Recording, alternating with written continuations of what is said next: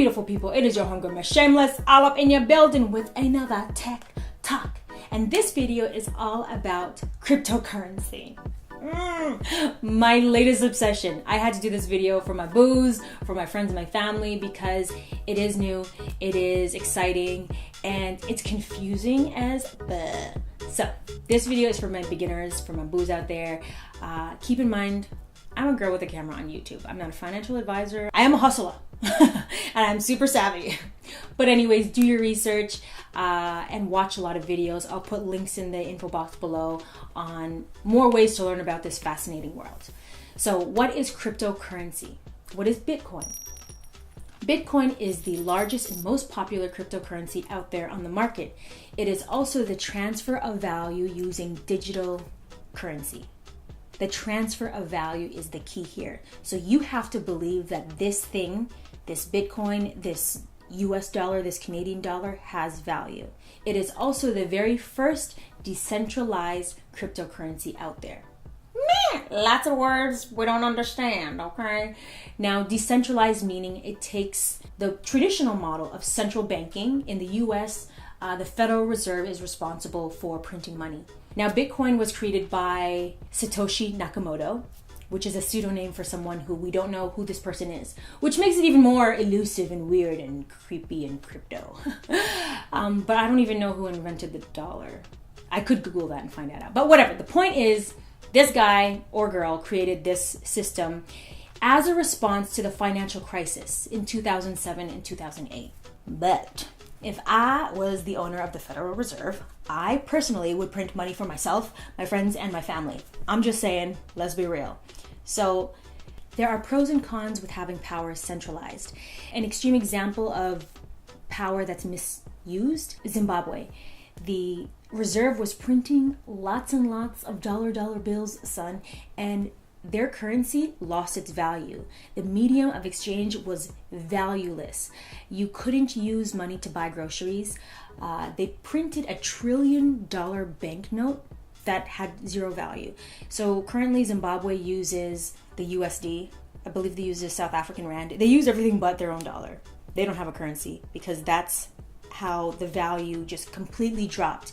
An extreme case of hyperinflation. And you can watch documentaries on Netflix. Banking on Bitcoin is a good one. Capitalism, A Love Story by Michael Moore is a good one. It doesn't talk about cryptocurrency, but it does talk about the financial crisis. Now, supply and demand is a thing in economy. When you keep on printing money and there's no end, how can you store value in that exchange? With cryptocurrency, there is a fixed supply. There is a market cap on how many coins can circulate in the market, and that is 21 million.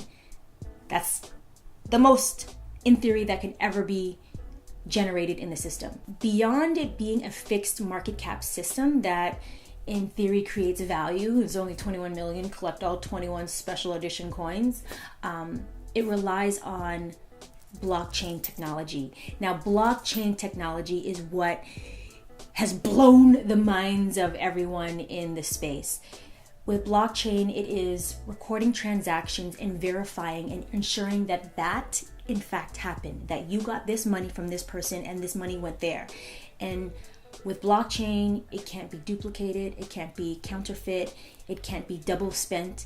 Everything is accounted for and verified, and that takes a lot of time to process.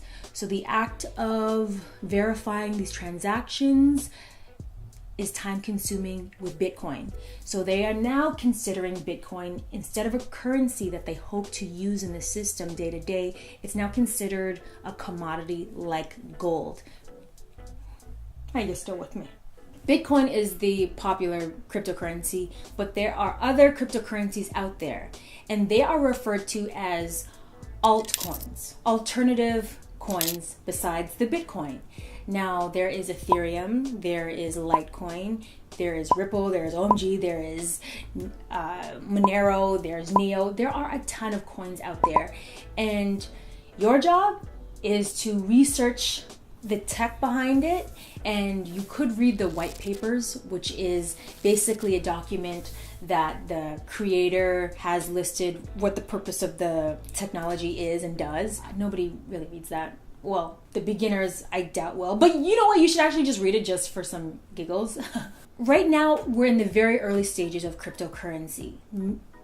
It isn't widely adopted yet. The idea is cryptocurrency will be the new currency.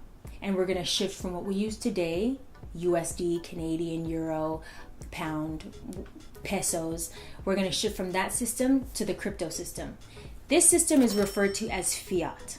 Not the car, fiat, the money.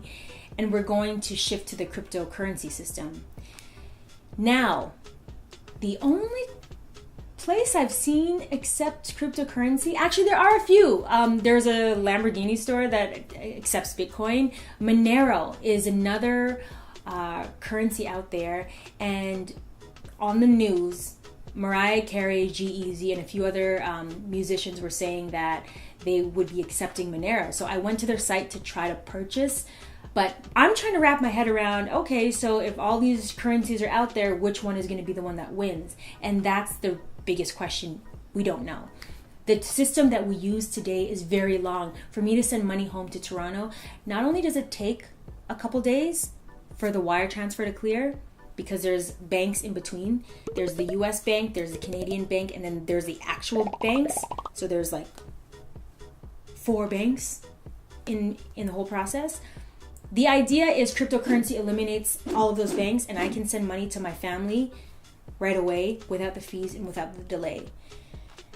That isn't the case right now, because in order to convert your current currency, your fiat currency, into cryptocurrency, you need to use an exchange. Now, this exchange, to me, defeats the whole point of decentralized networks, because now it is centralized.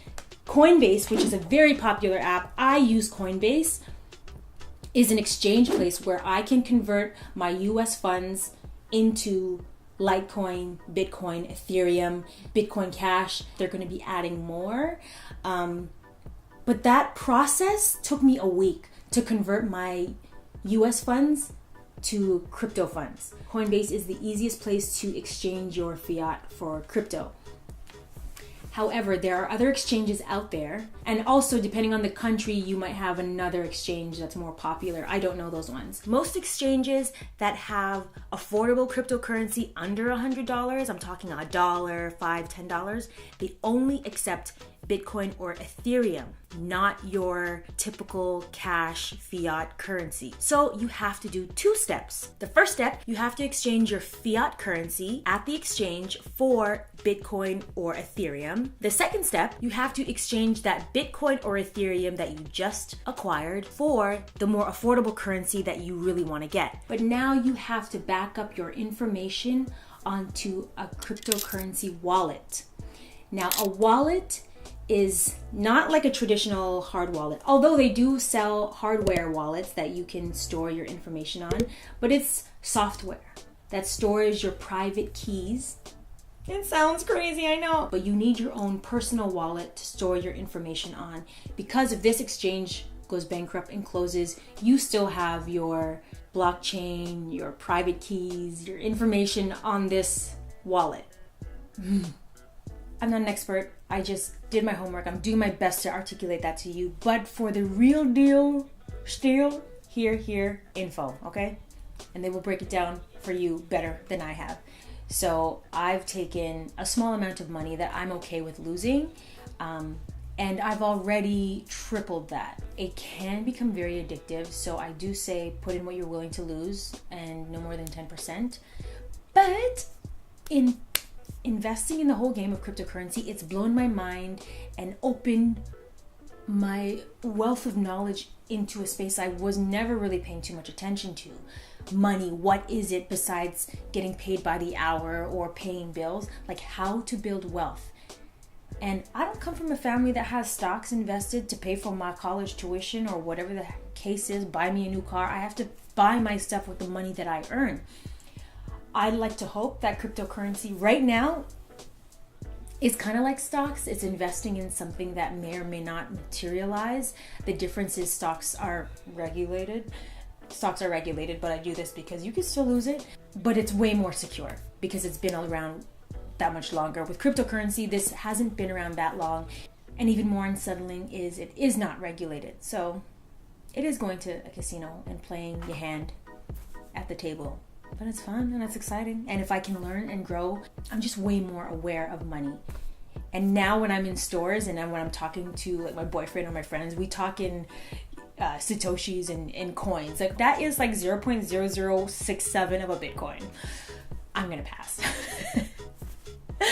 But be a part of the conversation, and the way to do that is to invest. You can even put in $10, $50. You can put in $10 into a Bitcoin. I'm trying to invest in something I believe and like I want it to grow over the course of a few years. So ideally, you know, in 5 to 10 years I can have my money that grew. I want my money to work for me, okay? And I want to hustle, but I want to hustle smarter. And I feel like cryptocurrency is an opportunity to do that. Just saying. Those are my 2 Satoshis. Take it or leave it. But let me know if you guys have questions, and I will address it probably on Twitter or even Instagram. I might do an Instagram live. So check me out on those platforms, even these ones. Okay, just check me out everywhere. But yeah, I hope you found this video helpful. And until next time, remember to do you, be you, and stay true, boo. Be shameless.